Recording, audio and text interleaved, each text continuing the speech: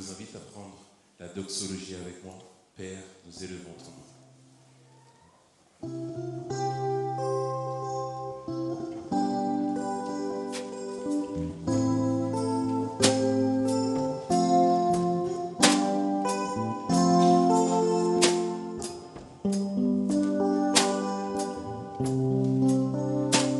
Ensemble. Tu es vivant, tu es si grand, mon Dieu puissant, et nous bénissons ton nom, car tu règnes éternellement. Tu es vivant, tu es si grand, mon Dieu puissant, dans nos cœurs résonne un chant. Père, nous élevons ton nom. Père, nous élevons ton nom. Tu prends soin de nous si tendrement, et nous glorifions ton nom. De nos cœurs jaillissent des mots d'amour pour t'honorer, te louer et t'adorer. Pour t'honorer, te louer et t'adorer. Tu es vivant, tu es vivant, tu es si grand, mon Dieu puissant. Reçois, Seigneur, nos cœurs, nos vies en ton honneur. Reçois, Seigneur, nos cœurs, nos vies en ton honneur. Reçois, Seigneur, nos cœurs, nos vies en ton honneur.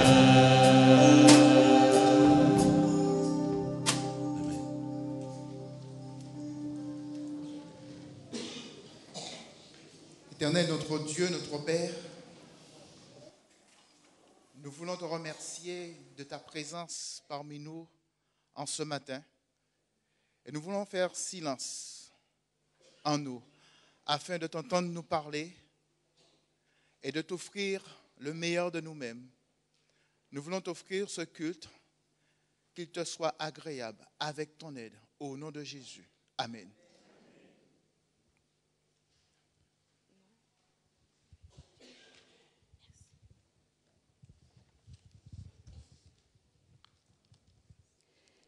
L'Éternel a établi son trône dans les cieux, et son pouvoir royal s'étend sur le monde entier.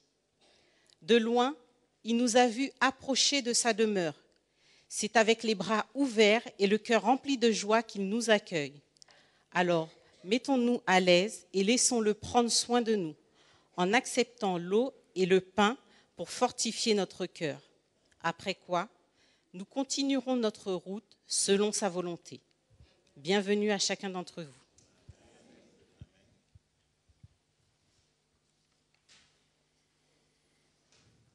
Dans Jésus-Christ, page 157, il est écrit « La repentance est un don du Christ, aussi bien que le pardon. La lumière émanant de la croix révèle l'amour de Dieu. Cet amour nous attire à lui. Si nous n'opposons pas de résistance, nous serons amenés au pied de la croix dans un sentiment de repentance pour les péchés qui ont rendu nécessaire le crucifixion du Sauveur. Alors l'Esprit de Dieu produira une vie nouvelle dans l'âme croyante. Je vous invite à chanter avec moi, dans un esprit de repentance, les paroles du 602 des hymnes et louanges « Tu payas mon salut », après quoi nous prierons.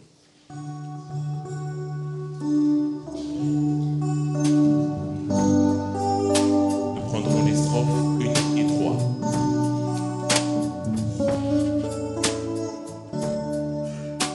Ensemble. Tu payas mon salut par ton grand sacrifice, ô Jésus, quelle merveilleuse désormais, pour ton saint et glorieux service, ton racheté se donne en retour. Je viens à ton autel. Je viens à ton autel, offrant de volontaire, librement je veux servir mon roi avec force. Je ne veux désormais que ta gloire, ô mon Père, ne vivre que par toi. Troisième strophe, Seigneur de jour en jour. Seigneur de jour en jour, transforme à ton image, ton enfant, ton heureux, racheté. Devant moi n'est qu'un but, devant moi n'est qu'un but, jusqu'au bout du voyage, connaître et faire ta volonté. Je viens à ton autel. Je viens à ton autel, offrant de volontaire, librement je veux servir mon roi avec force. Je ne veux désormais que ta gloire, ô bon Père, ne vivre que par toi, que pour toi. Refrain, je viens à ton autel. Je viens à ton autel, offrant de volontaire, librement je veux servir mon roi. Je ne veux désormais que ta gloire, ô mon Père, ne vivre que par toi, que pour toi.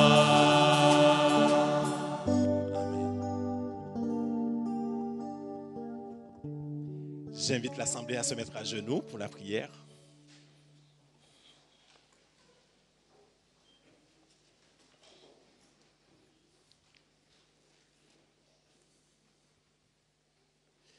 Gloire à toi, Père, au plus haut des cieux. Merci, Père, pour le salut que tu as payé pour nous.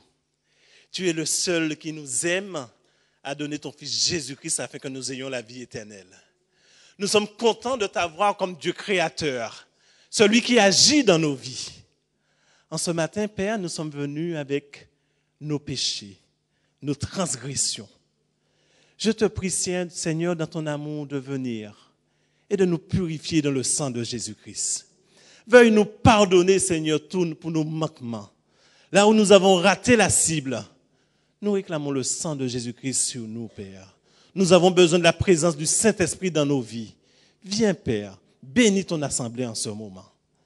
Il y a de ceux qui sont venus avec leurs souffrances physiques, ceux qui sont venus avec des souffrances aussi spirituelles, des blessures. En ce moment, Seigneur, je vous bénis. Nous savons que tu as une bénédiction pour ton peuple. Nous voulons déposer nos fardeaux, Seigneur, et regarder à toi, parce qu'auprès de toi qu'il y a la vie. Nous pensons à notre sœur Virginie qui est malade. Nous l'avons vue mercredi soir à la réunion de prière, qui est souffrante. Dieu des armées, toi qui as réponse à tout. Interviens, Seigneur. Que ta grâce, ta paix soit avec elle. Nous voulons penser aussi à notre sœur Polémise qui est à l'hôpital, Seigneur.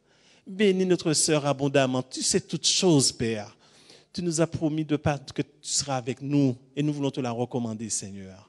Bénis tous ceux qui sont malades. Peut-être qu'il y a de ceux de nos membres qui sont à l'hôpital et que nous ne le savons pas. Mais heureusement que toi, tu vois toutes choses. En ce moment, Seigneur, je te demande de les bénir aussi. Et je te remercie pour toutes choses, Seigneur, pour la vie, le souffle de vie que tu nous accordes. Tu nous donnes tout au long de cette semaine un soleil pour nous donner de la vitamine D et nous te sommes reconnaissants par ces clins d'œil aussi. Merci, Seigneur, pour toutes choses. En ce matin, tu nous as réunis dans ton église parce que tu as à nous parler. Tu as quelque chose à dire. Et quand tu dis un mot, eh bien, il y a une transformation dans notre vie. Nous savons que notre pasteur Gérard Péroumal, il a préparé son sujet. Avec peu, Seigneur, tu peux donner beaucoup. Éternel Dieu des armées, je te demande de toucher nos cœurs. Ouvre notre intelligence, Seigneur. Donne-nous de comprendre ta parole et que notre vie, qu'il y ait une transformation. Merci aussi pour ceux qui travaillent, ceux qui ont amené leur reconnaissance, Seigneur, leurs dîmes et leurs offrandes. Je te prie, Seigneur, d'utiliser cet argent pour ta gloire, pour apprendre, pour que les gens puissent apprendre à te connaître et que là aussi, que toute gloire te revienne. Nous te louerons pour toutes choses, Seigneur, pour les petits-enfants qui sont parmi nous, jusqu'aux plus vieux, aux plus vieilles personnes. Alors que toi, tu es le seul qui est capable de faire ce miracle, que ce soit le petit enfant et la plus grande personne puisse comprendre ta parole. Merci d'exercer ce miracle dans nos vies en ce moment. Que toute gloire te revienne, c'est dans le doux nom de Jésus-Christ nous t'avons prié pour ta gloire. Amen.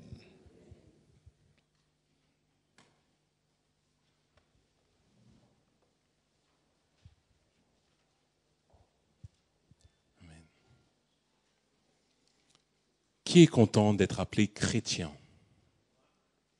Amen. Je repose ma question. Qui est content d'être appelé chrétien?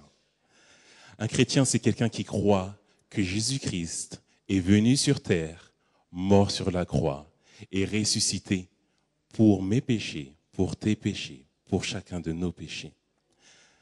Alors, lorsqu'on a pris conscience de cela, frères et sœurs, on ne peut s'empêcher de louer le Seigneur. C'est pour ça que je vais vous inviter à prendre avec moi le chant « Un si grand miracle », un don si précieux. Ta mort à la Pâque nous ouvre les cieux.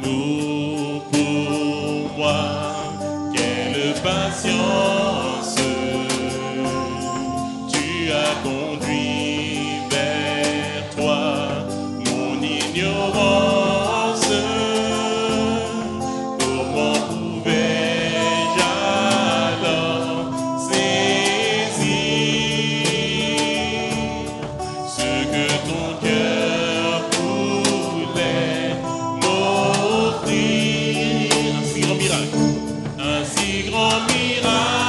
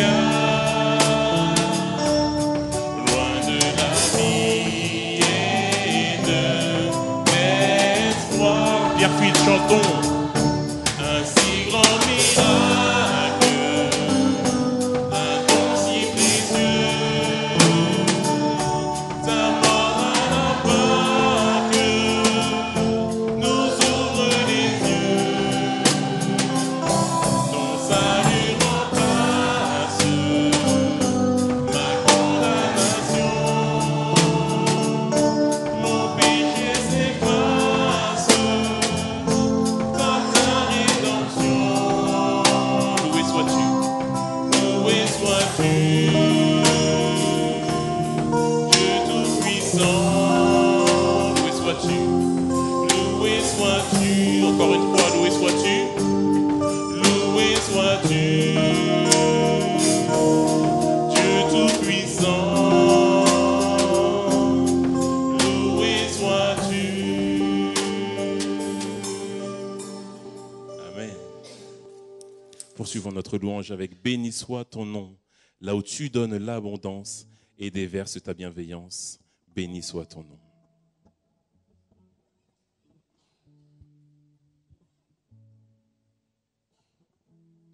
Je sais qu'il fait beau, je sais qu'il fait chaud, mais je veux vous entendre chanter, mes frères et sœurs. Nous louons le Seigneur. Ça nous fait du bien.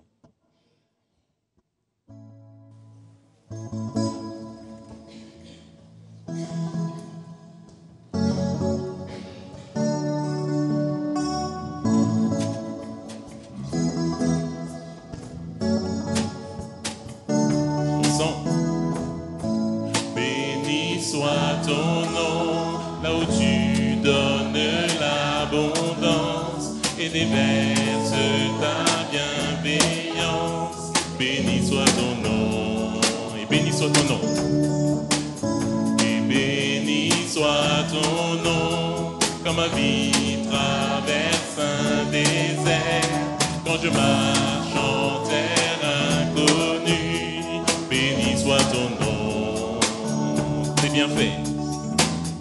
Tes bienfaits font naître en moi des chants de louange.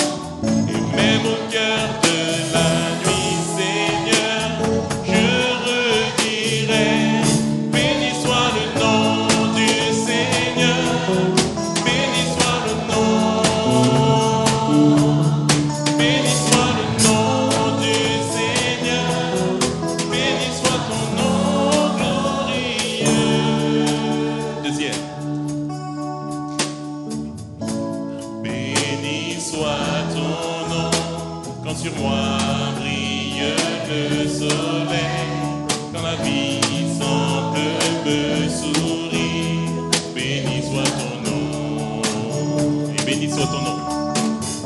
Et béni soit ton nom sur la route semée de souffrance. S'il m'en coûte d'offrir ma louange, béni soit ton nom. Tes bienfaits font naître en moi des chants de louange. Et même au cœur de la nuit, Seigneur, je redirai. Béni soit le nom du Seigneur. Béni soit ton nom. Béni soit le nom du Seigneur. Béni soit le nom glorieux. Béni soit le nom du Seigneur. Béni soit le nom.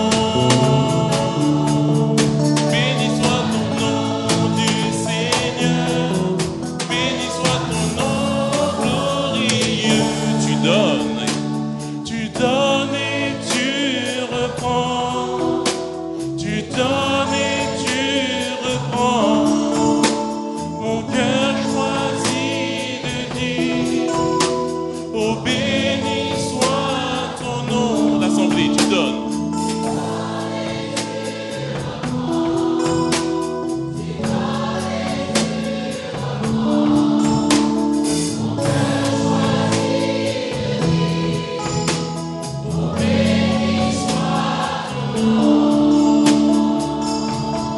Béni soit le nom du Seigneur. Béni soit le nom. Béni soit le nom du Seigneur. Béni soit ton nom glorieux. Béni soit le nom du Seigneur. Béni soit le nom. Béni soit le nom du Seigneur. Béni soit ton nom glorieux. Amen. Amen.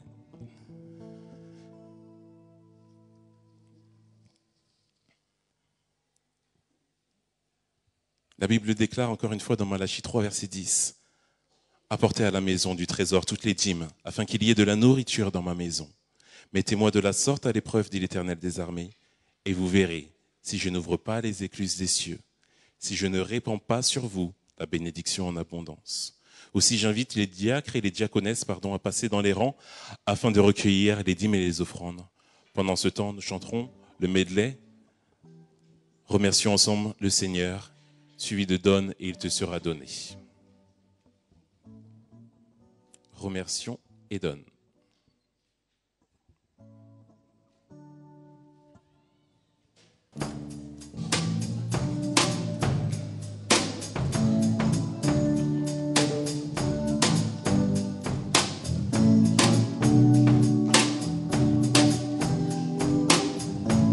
Remercions. Remercions ensemble le Seigneur pour sa bonté et sa fidélité. Remercions. Remercions ensemble le Seigneur pour sa bonté et sa fidélité. Car il est digne d'être adoré pour sa bonté. Car il est digne d'être adoré pour sa fidélité. Donne, donne, et il te sera donné sans compter. Joyeux, donne pour le Seigneur, donne avec joie, donne, et il te sera donné. Si tu veux, donne pour le Seigneur, encore une fois, donne. Il te sera donné sans compter. Joyeux, donne pour le Seigneur, donne avec joie, donne, il te sera donné. Si tu veux, donne pour le Seigneur. Remercions ensemble le Seigneur. Et remercions ensemble le Seigneur pour sa bonté et sa fidélité. Remercions ensemble le Seigneur pour sa bonté et sa fidélité, car il est digne d'être adoré pour sa. Il est digne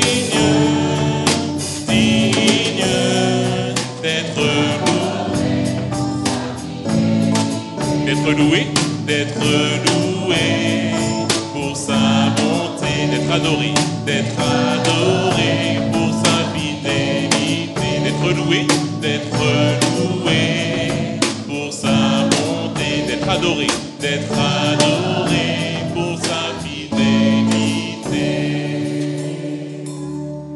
Amen. Je vous invite à vous tenir debout tandis que nous lirons le texte de base.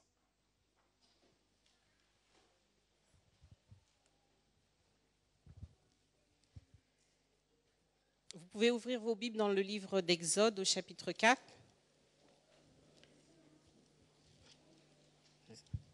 Et nous lirons du verset 1 à 5.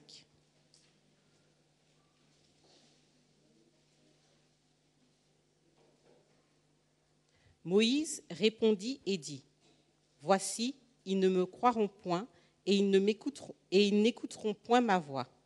Mais ils diront : L'Éternel ne t'est point apparu. L'Éternel lui dit : Qu'y a-t-il dans ta main ? Il répondit : Une verge. L'Éternel dit : Jette-la par terre. Et il la jeta par terre, et elle devint un serpent. Moïse fuyait devant lui. L'Éternel dit à Moïse : Étends ta main et saisis-le par la queue. Il étendit la main et le saisit. Et le serpent redevint une verge dans sa main. C'est là, dit l'Éternel, ce que tu feras, afin qu'ils croient que l'Éternel, le Dieu de leur père, t'est apparu, le Dieu d'Abraham, le Dieu d'Isaac et le Dieu de Jacob.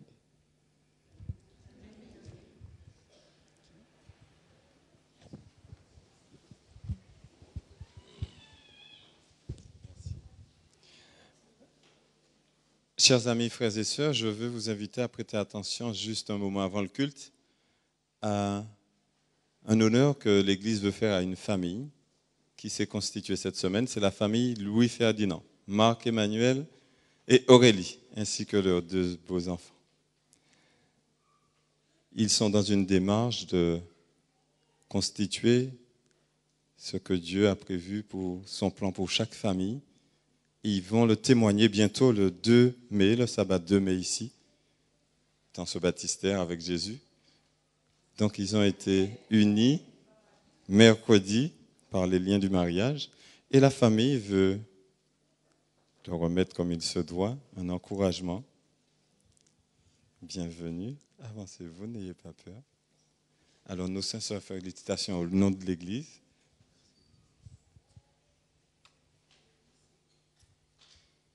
Que Dieu continue à vous bénir.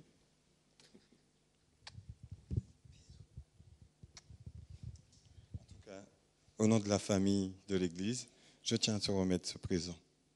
C'est la parole de Dieu. Je crois que c'est le plus beau cadeau qu'une famille puisse avoir. Si vous puisez dedans, vous verrez la gloire de Dieu. Que Dieu vous bénisse. Alors nous voulons aussi vous remettre une attestation de mariage, parce que notre Église s'est rapprochée de vous par l'intermédiaire de notre pasteur Gérard Péroumal pour la bénédiction.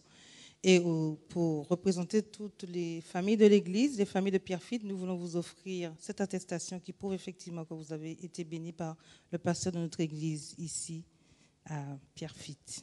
Bienvenue en tant que famille à notre Église de Pierrefitte.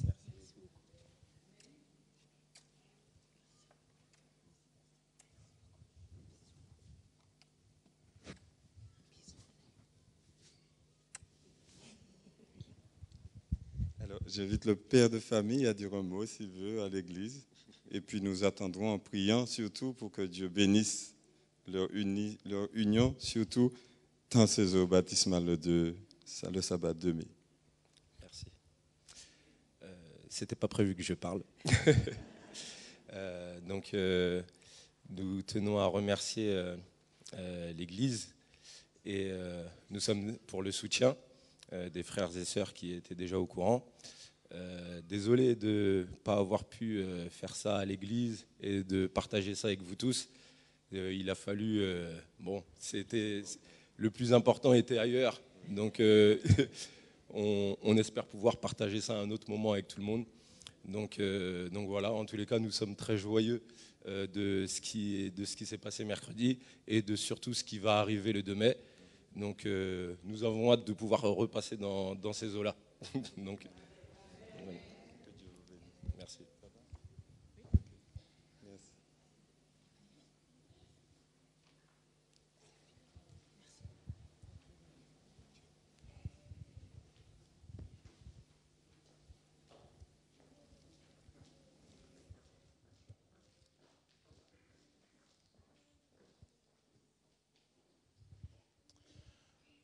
Bonjour, chers frères et sœurs, chers amis, nos amis qui sont dans les salles annexes. Que Dieu vous bénisse. Que Dieu bénisse aussi tous nos amis qui nous suivent à travers le net. C'est toujours une joie de pouvoir partager la parole de Dieu avec vous, mais c'est toujours une rude épreuve pour celui qui est amené à prêcher la parole. N'est-ce pas, Oulem? Hein, Pierre? Guy?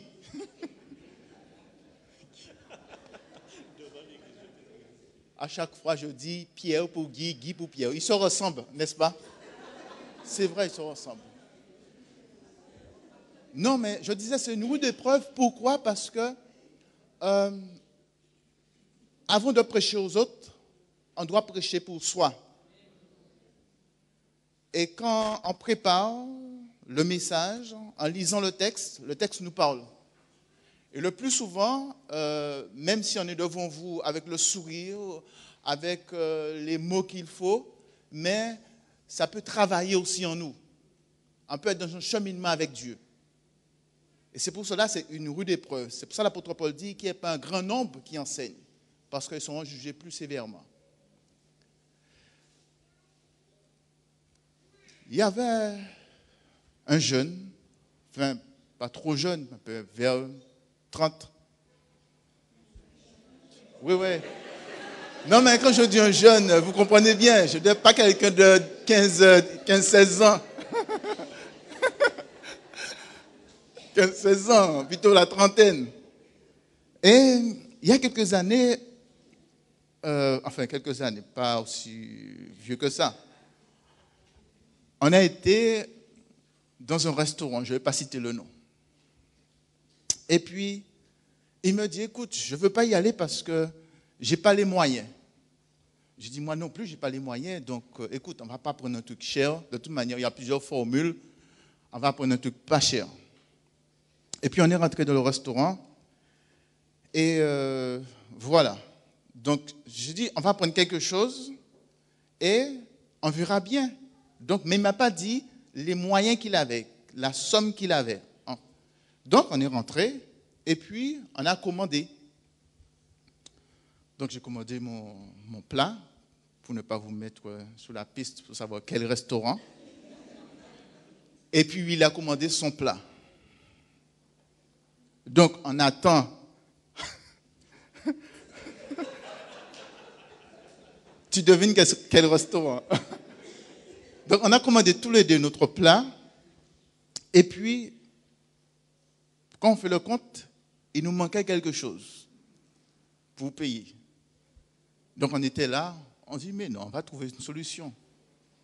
Comme on connaissait quelqu'un qui travaillait dans ce restaurant, et puis on dit, on va trouver une solution. Et puis là, on voit quelqu'un qu'on connaît, la personne rentre dans le restaurant, et la personne dit, alors on croyait qu'il était venu manger, en fait, non, il n'est pas venu manger. Il avait un besoin, donc il est rentré pour faire son besoin. Et je dis, écoute, nous, on a une difficulté là, c'est que il nous manque juste quelque chose pour payer les 2 repas.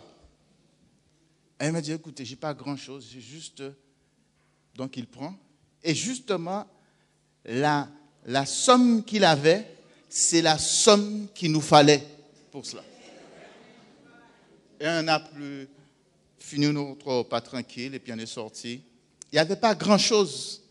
Mais avec le si peu qu'il avait, Dieu a fait des grandes choses pour nous. On est sorti la tête haute.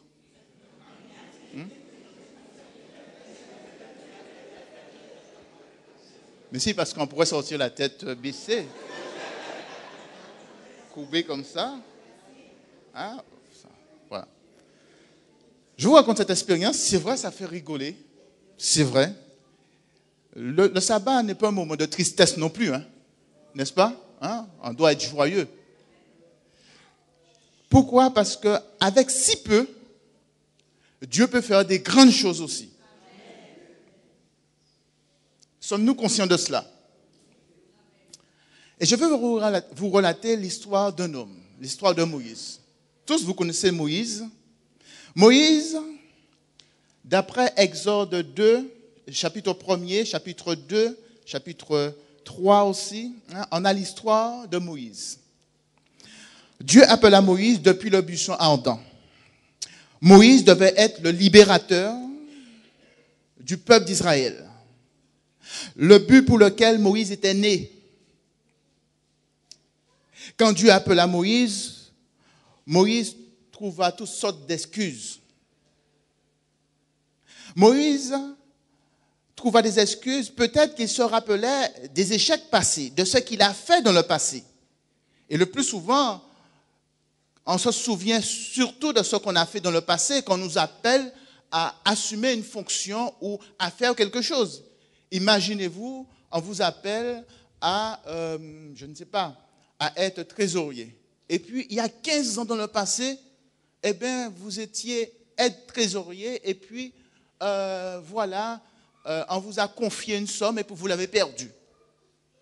Donc, avant d'accepter cette fonction, même quand on vous propose cette responsabilité, vous allez penser tout de suite à ce qui s'est passé dans le passé. Et vous allez réfléchir, mais non, je ne peux pas assumer cette fonction parce que, vu ce qui s'est passé dans le passé, je ne préfère pas assumer cette fonction. Donc, souvent, le passé devient un frein pour nous. Vous savez, des fois, il y a des personnes qui ont un passé douloureux. Dieu a pardonné, mais le passé les suit. Et le passé les empêche d'accepter Dieu. Même le passé les empêche d'être pleinement épanouis. Quand on dit à quelqu'un, Dieu t'a pardonné, c'est du passé, avance. Non, la personne est dans son truc. Bien entendu, il y a tout un accompagnement pour aider quelqu'un à délaisser un passé douloureux. Il est important de faire cet accompagnement. Il est important de comprendre que Dieu nous a libérés en Jésus-Christ et que le passé ne doit pas être un frein pour nous empêcher d'avancer.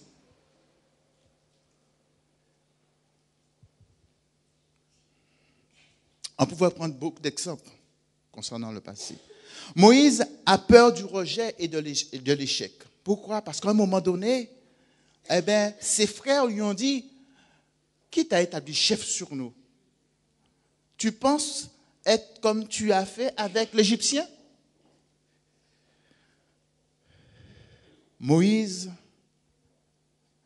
a été appelé par Dieu. Pourtant, son passé est là. Son passé est là et son passé l'empêche de faire un pas en avant avec Dieu. Et Dieu lui pose une question. Dieu lui dit, qu'y a-t-il dans ta main? Alors quand nous regardons le chapitre 1er au chapitre 3 jusqu'au 4, on va voir plusieurs excuses que Moïse va faire. Premièrement, au chapitre 3, verset 11, il va dire, Moïse dit à Dieu, qui suis-je pour aller vers Pharaon et pour faire sortir d'Égypte les enfants d'Israël? Dieu lui dit, je serai avec toi. Et ceci sera pour toi le signe que c'est moi qui t'envoie. Quand tu auras fait sortir d'Égypte le peuple, vous servirez Dieu sous cette montagne. Voilà, Dieu donne l'assurance à Moïse que je serai avec toi. Malgré là, Moïse n'a pas confiance. Moïse connaît sa situation. Madame a dit, Moïse pouvait être l'un des plus grands présidents. Il a eu une formation spéciale.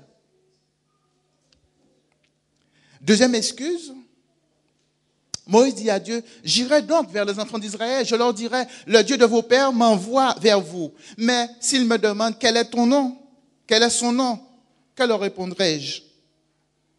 Dieu dit à Moïse, je suis celui qui suis.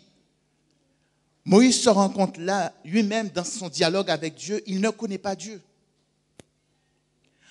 Quand on ne connaît pas quelqu'un, on n'a pas envie de se mettre en avant pour faire ce que la personne nous dit. Troisième excuse, Moïse, au chapitre 4, verset 1er, Moïse répondit et dit, voici, ils ne me croiront point, ils ne m'écouteront point, ils n'écouteront point ma voix, mais ils diront, l'Éternel ne t'est point apparu. Moïse se remet en question. Moïse se remet en question d'une certaine manière, mais qui est liée avec son passé. Dieu lui dit, Dieu lui pose la question, qu'y a-t-il dans ta main? Oh, c'est facile pour nous, c'est facile de s'attarder sur les problèmes du passé. C'est facile aussi de s'attarder sur les difficultés à venir.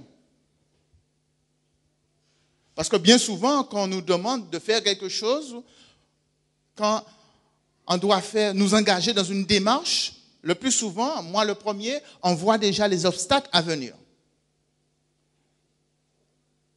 Je suis sûr que si vous devriez acheter une voiture ou si vous devriez aller en vacances dans le sud, en tout cas pour les hommes, la première chose, c'est quand ils commencent à réfléchir 1000 kilomètres, il faut que je fasse 2 pleins, il faut que j'arrive là, là. Les hommes, c'est comme ça. La femme, dès qu'il rentre dans la voiture, elle est en vacances.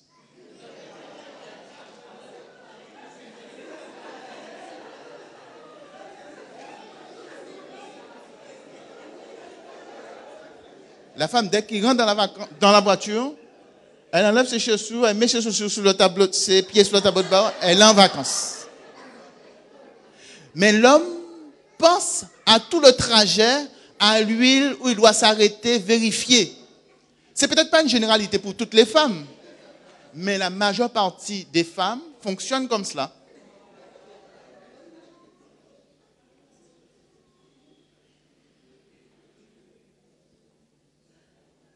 En tout cas, quand on me dit je dois aller quelque part, je pense déjà à la distance. Que je vais être assis pendant 4 heures à conduire. Je pense au retour. Tout le monde sera en train de dormir. Hein, Gérard? Et je suis là à conduire. Et ils sont là en train de dormir. L'homme, c'est comme ça. Et bien souvent, ce qui doit arriver, ou ce qu'on projette, ou ce qu'on devine, ça nous freine, ça nous empêche d'y aller, ça nous empêche de nous investir. Le plus souvent, c'est cela. Tiens, on appelle quelqu'un à une fonction. Je prends un exemple, à l'anciennat. La personne va dire, mais, oh là là, quand je vois les anciens, ça ne me donne pas envie. S'il faut comité sur comité, gérer les problèmes et ne pas pouvoir dire ce que je pense avec mes mots, ah non, je préfère arrêter. Parce que c'est vrai, un ancien, il y a des fois, si on a envie de dire, même le pasteur, quelqu'un nous embête, ah là, tu m'embêtes vraiment, on ne peut pas le dire, on doit adopter un comportement, je dirais, qui donne un témoignage, parce que c'est l'exemple. Mais si on est le membre d'église lambda, un tel m'embête, je dis ce que je pense. C'est pas bien. On doit avoir tous le même comportement d'un enfant de Dieu. Mais c'est pour vous dire simplement, nous nous attendons surtout sur les problèmes du lendemain, ce qui va arriver, qui est en relation avec le choix qu'on va faire.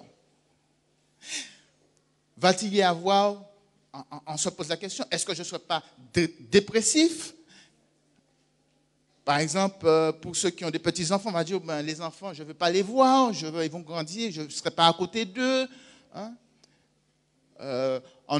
Il faut changer un emploi parce que j'ai des problèmes de sabbat. On va se poser la question, oui, mais je ne pourrais pas payer ma facture, mais bon, 2 samedis pour travailler, c'est quand même pas beaucoup. On se pose toutes sortes de questions. On se pose tous. La réalité, elle est là. La réalité, elle est là. Et c'est pour cela, aujourd'hui, on doit comprendre l'importance de vivre par la foi. Parce que ce Dieu-là, de la même manière, il a dit à Moïse, je serai avec toi. Il nous dit, il sera avec nous. Et toutes les fois où c'est le moi qui parle, nous pensons aux problèmes à venir, c'est parce qu'on s'appuie sur soi. On s'appuie sur soi. Quelles que soient nos difficultés, quel que soit notre passé, nous sommes une nouvelle créature en Jésus. Et même quand il m'arrive de glisser, le Seigneur me relève. Pour l'autre, je suis toujours ce mauvais jeune homme, mais pour Dieu, le fait que je tiens sa main, Dieu, quand il me voit, il voit Jésus. Il me voit en personne justifiée. Alors, Dieu pose la question à Moïse. Qu'y a-t-il dans ta main? Dieu pose à Moïse la question à laquelle il pouvait répondre dans le présent. Ce n'est pas une question qui demande à réfléchir. Dieu lui dit bien, que tiens-tu dans la main? Autrement dit, c'est une question qu'on peut répondre. Si je vous demande qu'est-ce que vous avez dans la main, là aujourd'hui, un tel va me dire son portable, l'autre va me dire sa Bible.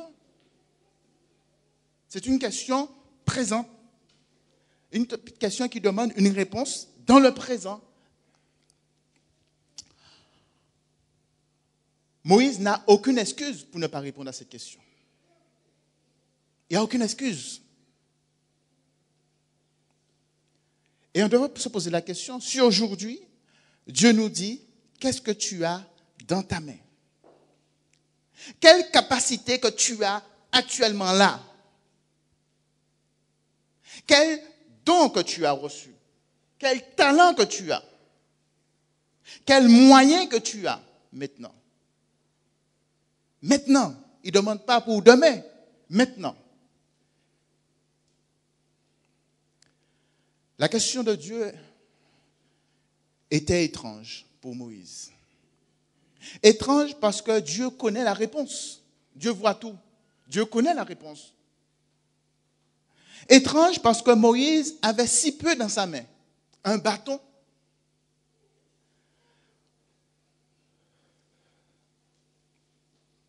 Moïse pouvait penser que ce bâton n'a aucune valeur. Peut-être que nous pensons pareil que Moïse. Je ne sais pas faire grand-chose. Je sais juste peut-être accompagner dans le champ. Et le Seigneur nous dit, qu'est-ce que tu as dans ta main?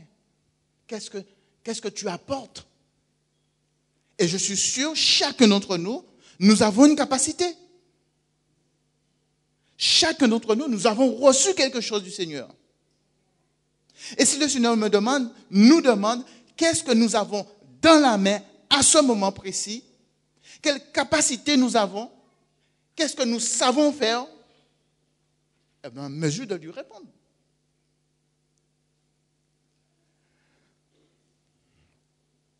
Moïse avait une verge dans sa main. Dieu voulait utiliser ce bâton pour sa gloire.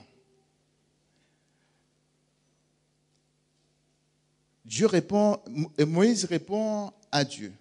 Une verge. L'Éternel dit, jette-la par terre, et il la jeta par terre.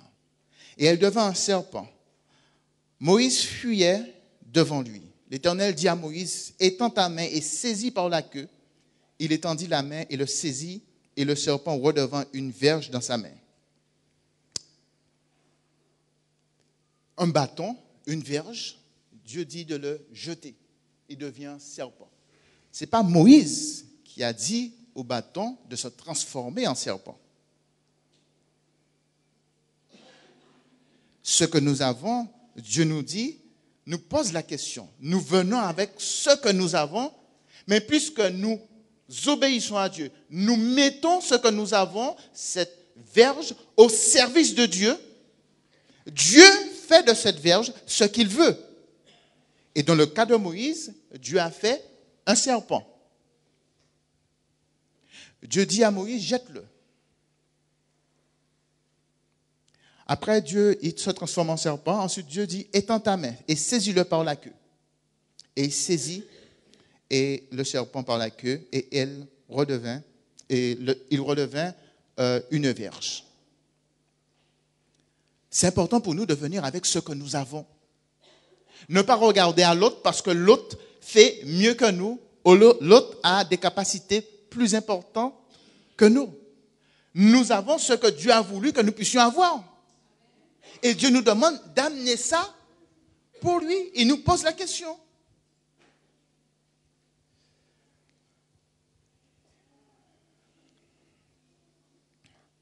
Avec cette verge, Moïse a ouvert la mer Rouge.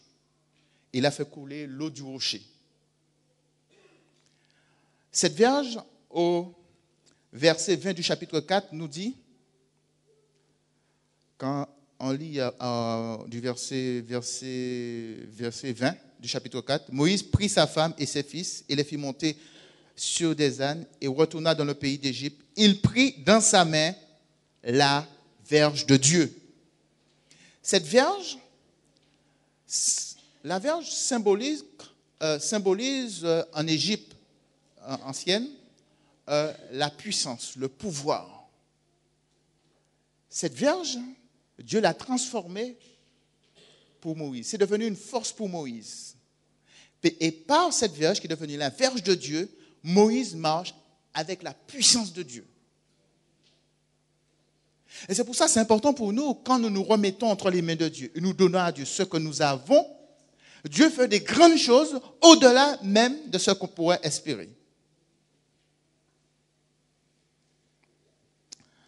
La question de Dieu est aussi la question du Sauveur. Qu'as-tu dans ta main? Qu'as-tu dans ta main? Que peux-tu abandonner pour moi? Que peux-tu me donner?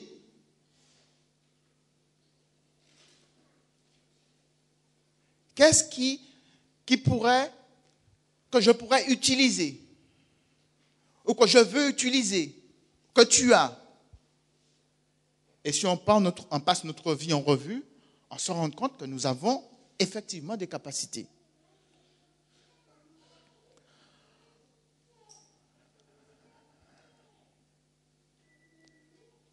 Alors, mes amis, une question. Est-ce que nous sommes sûrs, est-ce que chacun d'entre nous, en ce matin, nous sommes conscients que nous avons au moins un don, un talent, quelque chose qu'on sait faire? Je ne dis pas quelque chose qu'on ne sait pas faire, mais quelque chose qu'on sait faire.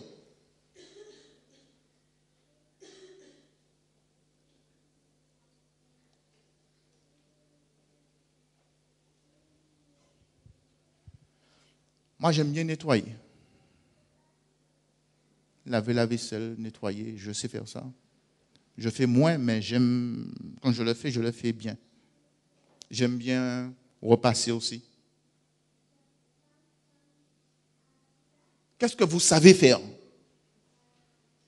Que vous pouvez mettre au service de Dieu? Quelles sont les capacités que vous avez et que vous pouvez mettre au service de Dieu?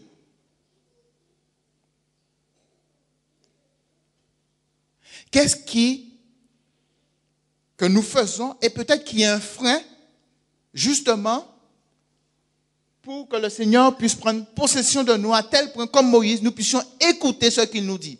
Voilà, j'ai ça. Je le fais parce que tu m'as dit de le faire. Et on voit, Dieu fait à partir de cette verge des grandes choses.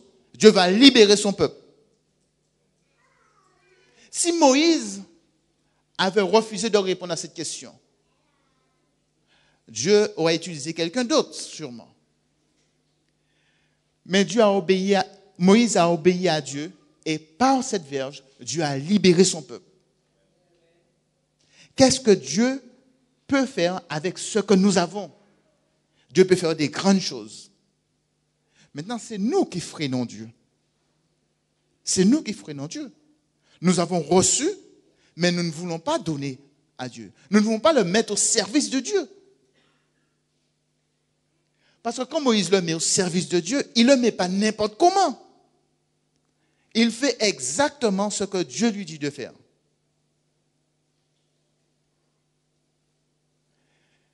Il va frapper, il va lever sa main, il va faire exactement tout ce que Dieu lui dit de faire, il va le faire. Il va mettre son bâton là où il faut.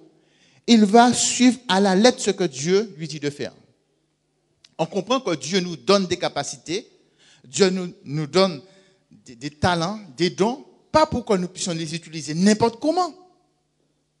Pour que cela puisse être un instrument dans l'Église. Et l'Église doit manquer de rien parce que Dieu a pourvu à tout pour son Église.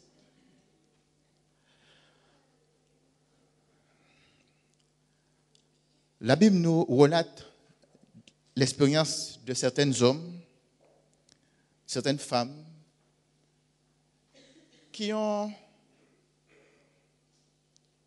donné ce qu'ils avaient. Par exemple, nous avons Bartimée. Dieu lui pose la question. Qu'est-ce que tu veux? Dis-moi, qu'est-ce que tu veux? Il dit que je retrouve la vue. Et pourtant, on essaie de le faire se taire. C'est ce qu'il veut. Sa demande, il apporte au Seigneur. Et le Seigneur répond à sa demande. Gédéon, dans Juge 6, Dieu lui dit, va avec la force que tu as. C'est toi que j'ai choisi pour libérer le peuple. Il dit, mais ma famille, c'est la plus petite. Je ne suis pas intelligent. Mais c'est lui que Dieu a choisi. Et c'est lui qui va livrer. Dieu n'a pas choisi un académicien. Dieu l'a choisi lui.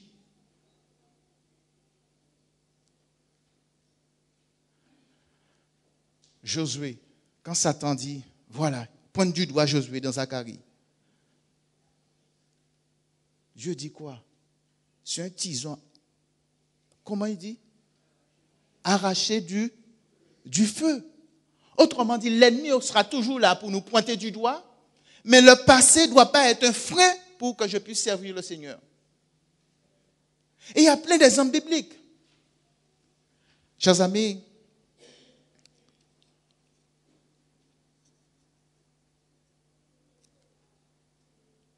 Dieu fait des grandes choses avec les choses folles de ce monde, avec le si peu. Moi, j'avais un tout petit peu. Et je le dis, je suis content de le dire parce que je ne me considère pas comme un érudit, je suis le plus simple, le plus primaire des hommes. Mais je sais, Dieu a fait avec le si peu, le petit peu que j'avais, Dieu a fait des grandes choses. Et si Dieu a fait ça pour moi, Dieu peut faire autant pour nous. Dieu peut le faire. D'abord, en acceptant Christ, nous acceptons justement que notre vie soit remise entre les mains de Dieu. Seigneur, je te donne ma vie. Fais de ma vie ce que tu veux. Seigneur, je veux mettre ce don que j'ai reçu de toi. Le Seigneur fera de grandes choses à partir de ce qu'il nous a donné. On a peut-être un passé douloureux. Le Seigneur s'est transformé ce passé douloureux en bénédiction.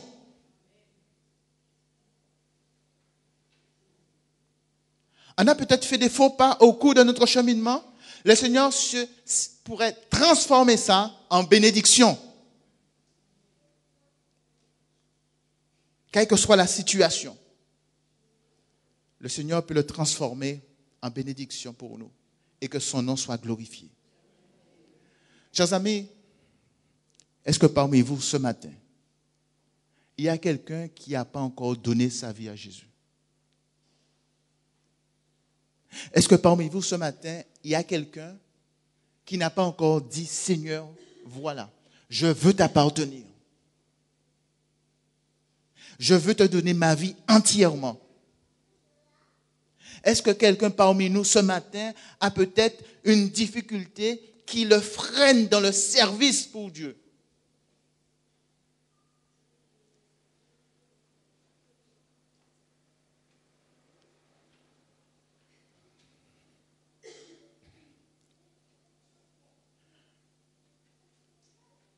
Je vous laisse répondre pour vous-même. Mais je sais une chose, mes amis, et je terminerai par cela. C'est que ce que Dieu a fait pour Moïse, Dieu peut le faire encore pour nous. Dieu veut nous utiliser chacun. Si à votre âge, vous voulez reprendre des études, faites confiance à Dieu. Même si vous ne savez pas faire certaines choses, Dieu va faire les raccordements qu'il faut dans votre cerveau, dans votre intelligence, et il va vous donner les capacités nécessaires. Si vous voulez servir le Seigneur, faites ce qu'il faut pour servir le Seigneur. Ne privez pas l'Église de Dieu des bénédictions, de vos capacités. Donnez à Dieu, apportez à Dieu et permettez, laissez Dieu œuvrer en vous. Agissez par la foi. Il y a des choses qui sont difficiles, humainement parlant. Mais avec Dieu, rien n'est impossible. Il y a des personnes qui vivent des situations difficiles, très difficiles, et qui sont prêts à baisser les bras, à vraiment abandonner. Mais je vous dis, n'abandonnez pas. Avec Dieu, il y a toujours une solution. Il faut apporter ce problème-là à Dieu. Que le Seigneur puisse nous bénir, qu'il nous aide vraiment à être des Moïse qui s'abandonnent entre les mains de Dieu, qui donnent à Dieu ce qu'on a de plus cher, ce qu'on a dans les mains, qui vraiment, des hommes et des femmes qui fassent confiance à Dieu, qui marchent par la foi, sachant que c'est Dieu qui fera. Dieu peut faire des grandes choses dans nos vies. Il le veut, il le souhaite. Il le veut, il veut que ça. Mais c'est nous qui freinons Dieu. Ouvrons nos cœurs à Dieu. Laissez Dieu rentrer dans notre cœur, prendre possession de nos vies. Quel que soit notre cheminement, quel que soit notre vécu, quel que soit notre passé, laissez Dieu habiter en nous et donner à Dieu la première place. Dieu va œuvrer en nous. Dieu va nous donner une compréhension juste de ce qu'il veut pour nous. Ainsi, on verra jour après jour la grâce de Dieu se manifester dans nos vies. Dieu va ouvrir des portes pour nous. Dieu va faire ce don il souhaite pour chacun d'entre nous, afin que nous soyons des hommes et des femmes heureux, épanouis, engagés dans le service. Amen.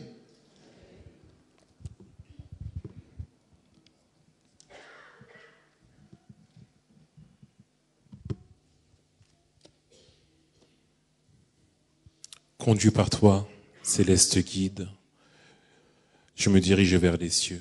Et mon sentier sous ton égide devient toujours plus radieux. Je vous invite à prendre ce chant ensemble. Nous prendrons les strophes 1 et 2.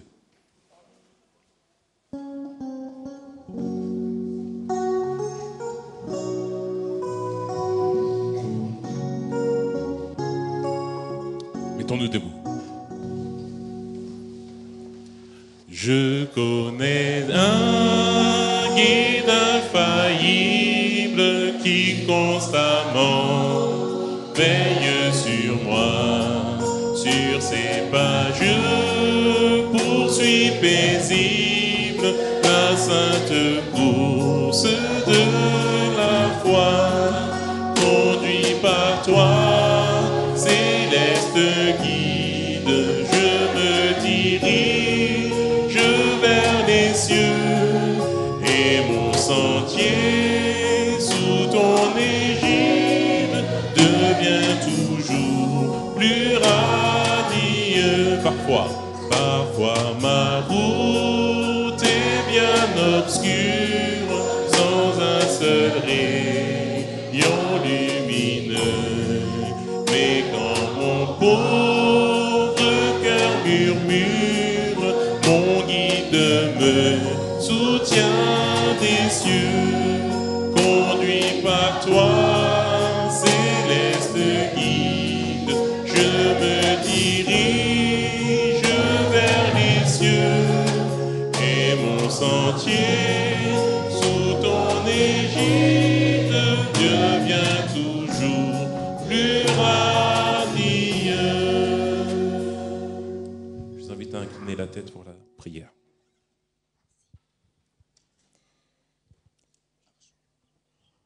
Seigneur, merci pour cette parole de vie que tu viens de nous donner.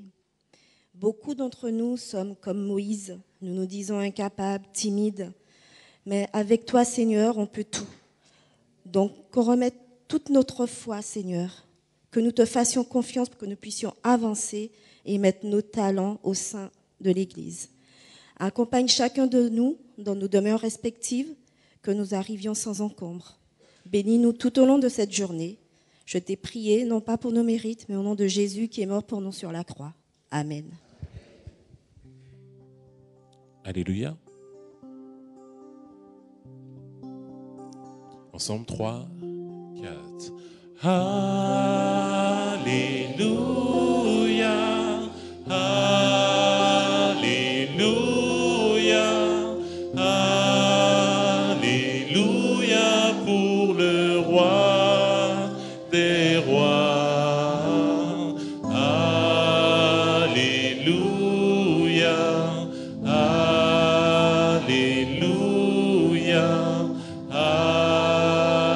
Alléluia pour le roi des rois. Recevez la bénédiction de notre Seigneur. Que le Dieu de la paix vous sanctifie lui-même tout entier et que tout votre être, l'esprit, l'âme et le corps soient conservés irréprochables lors de l'avènement de notre Seigneur Jésus-Christ. Celui qui vous a appelé est fidèle et c'est lui qui le fera. Que la grâce de notre Seigneur Jésus-Christ soit avec vous tous. Amen.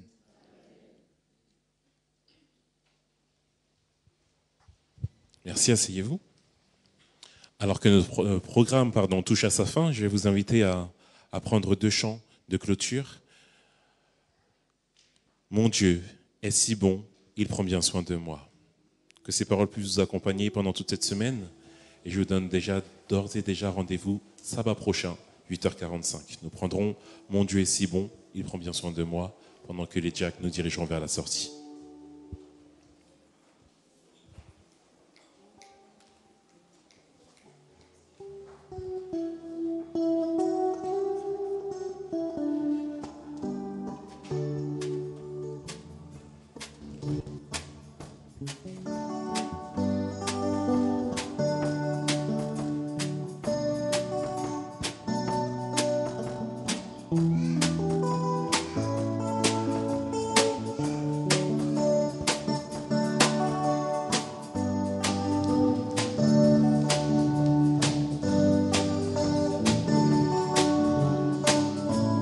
Ensemble.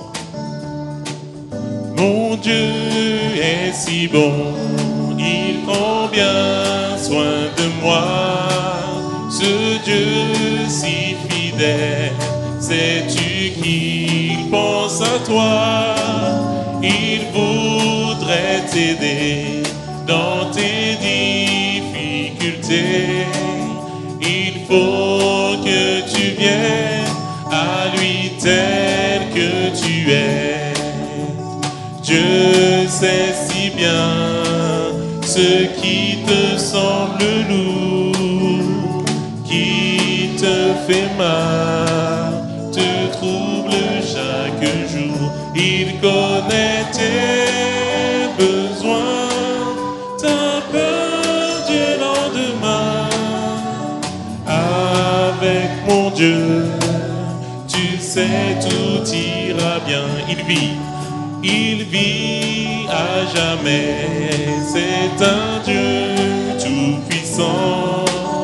Il te répondra. Viens à lui simplement.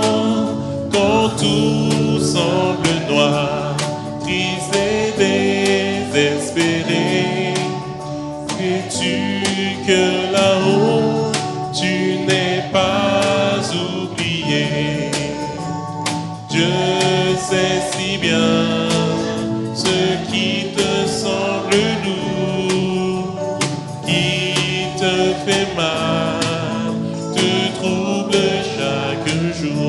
Il connaît tes besoins, ta peur du lendemain.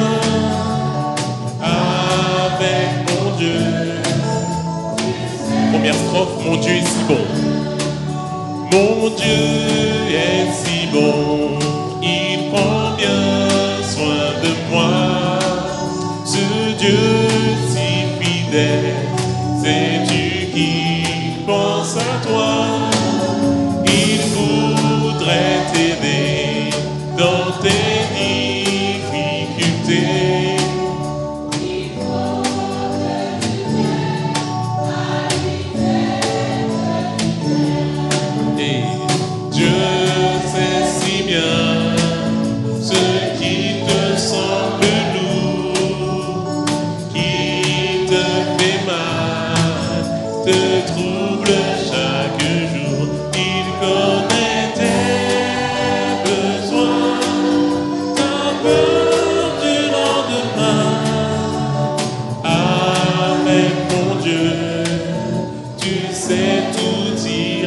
Dieu sait si bien, Dieu sait si bien ce qui te semble lourd, qui te fait mal, te trouble chaque jour.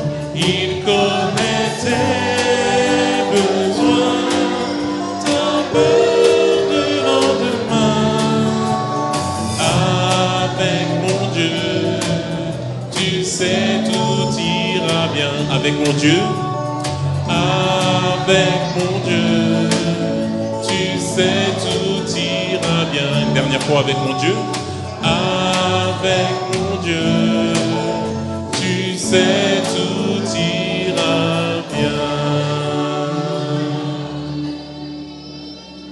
Bon sabbat à tous.